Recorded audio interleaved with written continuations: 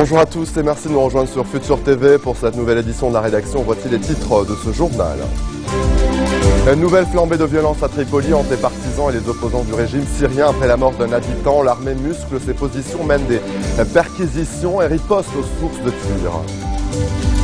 La situation en Syrie où le dernier fief des rebelles dans la région de Kousser serait tombé aux mains des troupes du régime. L'Observatoire syrien des droits de l'homme se dit inquiet du sort des rebelles et des civils présents dans cette localité.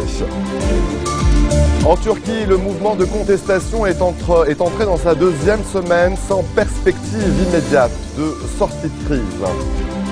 Et à suivre également dans le journal, le président français François Hollande s'engage à Tokyo à agir activement pour qu'aboutissent les discussions en vue d'un accord économique entre le Japon et l'Union européenne. Je vous le disais en titre, regain de tension à Tripoli entre les partisans et les opposants du régime syrien, et c'est la mort d'un habitant qui est à l'origine de cette nouvelle flambée de violence dans plusieurs quartiers de cette ville du nord du Liban. Le Premier ministre sortant, Najib Mikati, a tenu une réunion d'urgence à son domicile à Tripoli en présence des chefs locaux et de responsables politiques. Ils appellent les protagonistes à la retenue. L'armée a intensifié ses patrouilles dans la ville, mené des perquisitions et riposté aux sources des tirs. Les heurts entre les quartiers de Bab el-Tebeni et Jabal Morsen, qui ont récemment gagné le centre de Tripoli, ont fait près de 30 morts et plus de 200 blessés depuis la fin mai. Le ministre sortant de l'Intérieur, Marwan Charbel, a assuré que l'armée va poursuivre sa mission à Tripoli et ne reculera pas face aux menaces. Le chef de l'Intérieur a également appelé et rappelé que l'armée est déterminée à mettre en œuvre son plan de sécurité. Hier vendredi, l'institution militaire a mis en garde contre des complots visant à entraîner le Liban dans une guerre absurde après la multiplication des violences liées au conflit en Syrie. À Tripoli, Médecins sans frontières appuie plusieurs structures de santé mises en rude épreuve par la guerre en Syrie. Reportage.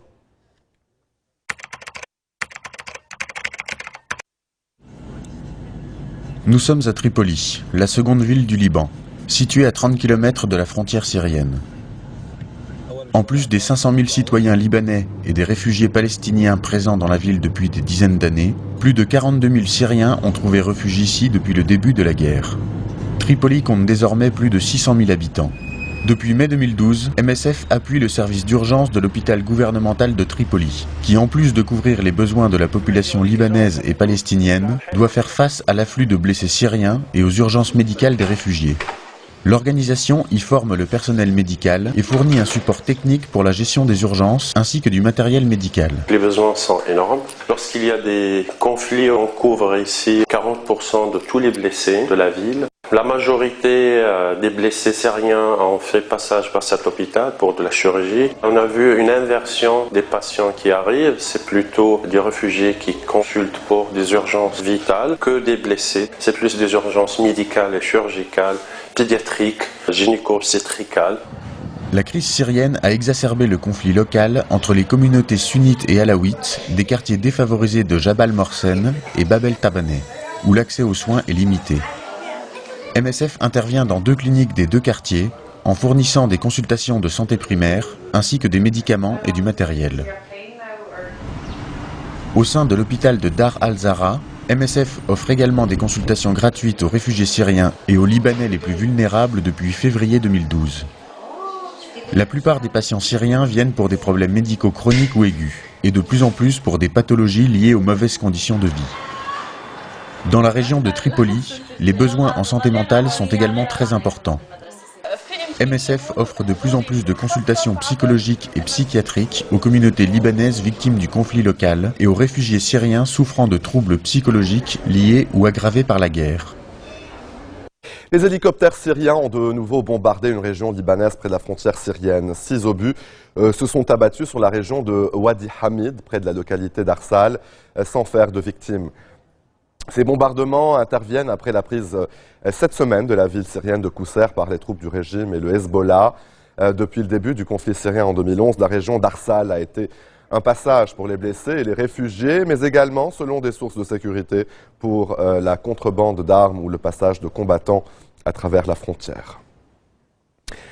La situation en Syrie où le dernier fief des rebelles dans la région de Qousser serait tombé aux mains des troupes du régime. C'est en tout cas ce qu'a rapporté ce samedi la télévision d'État. L'Observatoire syrien des droits de l'homme se dit inquiet du sort des rebelles et des civils présents dans cette localité située au nord de Qousser et a affirmé craindre un massacre. D'autant plus que l'ONG a assuré que tous les militants dans la zone étaient injoignables. Dans la matinée, des combats se sont déroulés aux abords de Bouaïd el-Sharqiya entre les insurgés et l'armée syrienne soutenue par des combattants du Hezbollah. Aucune nouvelle des 2 journalistes français disparus en Syrie. Une certitude toutefois, le journaliste Didier François et le photographe Édouard Elias ont bien été enlevés sur une route d'Alep et leurs chauffeurs laissés sur place par leurs ravisseurs. Qui sont ces derniers? Quel est leur but? Depuis Tokyo, ils se trouvent en compagnie du président français François Hollande. Le ministre des Affaires étrangères, Laurent Fabius, a admis ne pas avoir d'informations supplémentaires à ce stade. 24 journalistes ont trouvé la mort et 7 autres sont portés disparus, d'après le décompte de Reporters sans frontières depuis le début du conflit syrien. Ils sont portés disparus depuis le 6 juin, nous n'avons pas de nouvelles, nous ne savons pas s'ils ont été enlevés, s'ils sont détenus, qui les détient. C'est aujourd'hui malheureusement un chiffre de journalistes enlevés ou disparus en Syrie qui grandit encore une fois. On en est à 7 journalistes, au moins 7 journalistes qui sont portés disparus en Syrie depuis le début du conflit. Allez, restez des nôtres au retour de la pause. Aux États-Unis, 4 personnes ont été tuées lors d'une fusillade. C'est en Californie.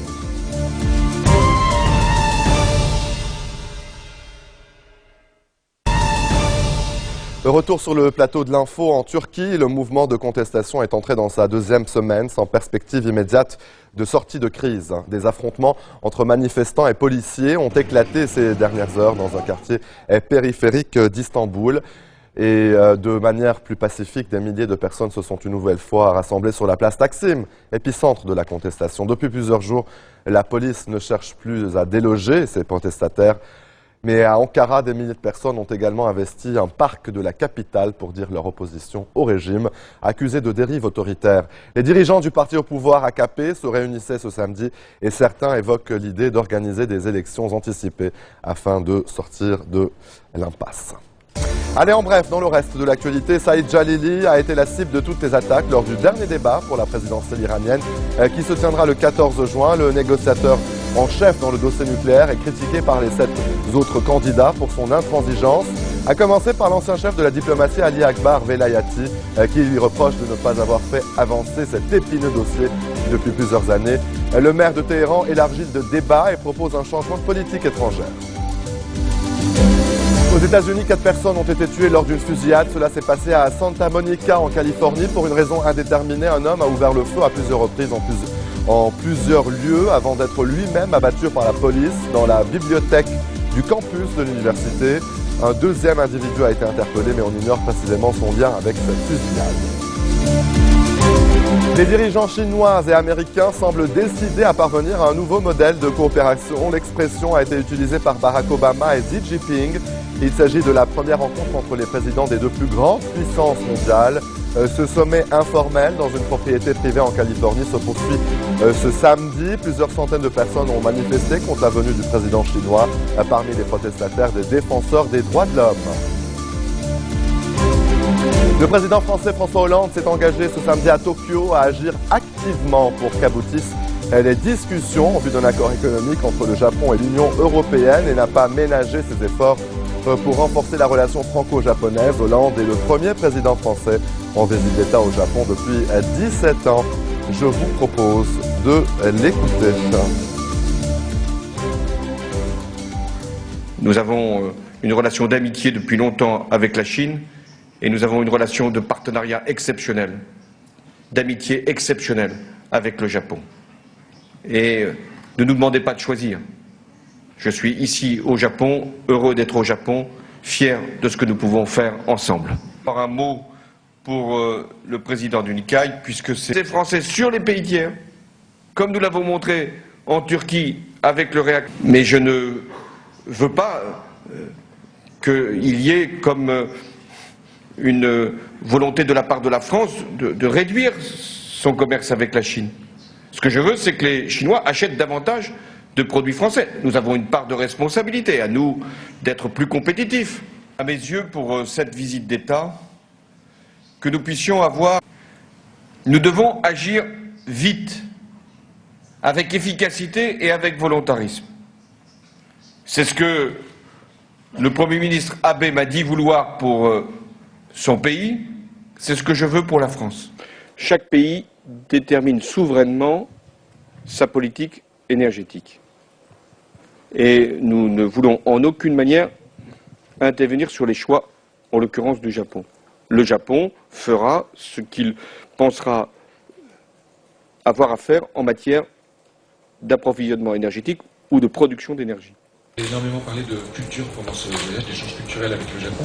Est-ce qu'il y a une volonté de votre part d'inscrire votre démarche dans celle de... Les Français de l'étranger récemment ont laissé entendre qu'il pouvait être...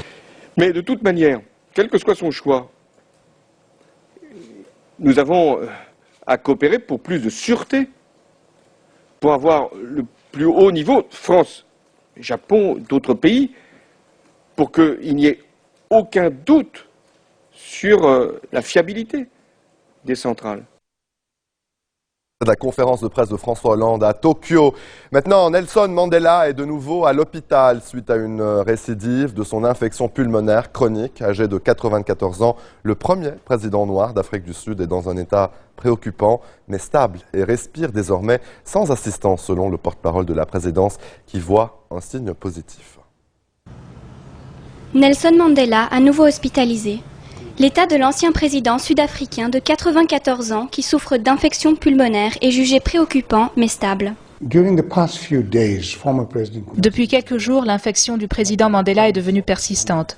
Très tôt ce matin, son état s'est détérioré à un point où les médecins ont décidé qu'il devait être transféré à l'hôpital immédiatement. Héros de la lutte anti-apartheid, Nelson Mandela est synonyme de paix en Afrique du Sud comme à travers le monde. Sur Twitter ce matin, les réactions se sont multipliées dans toutes les langues alors que les messages de soutien sont arrivés en masse et de tous les horizons, à commencer par Pretoria, ville où Mandela est hospitalisé. C'est une nouvelle tellement triste. Je prie pour lui pour qu'il aille mieux. C'est vraiment le plus grand homme de ce pays. Remets-toi vite, papa Madiba. On veut te voir en bonne santé, tout bientôt. Tu nous manques, toi et tes mots. Ton visage nous manque dans les nouvelles du pays. On espère le voir sortir aussi vite que possible pour qu'il puisse voir toutes les personnes qui attendent son retour devant chez lui. Fin mars dernier déjà, son infection pulmonaire a envoyé Mandela à l'hôpital pour 10 jours. Cette maladie récurrente chez le premier président noir sud-africain est certainement liée à ses années à Robben Island, l'île-prison au large du Cap où il a passé 18 ans à casser les cailloux et respirer de la poussière.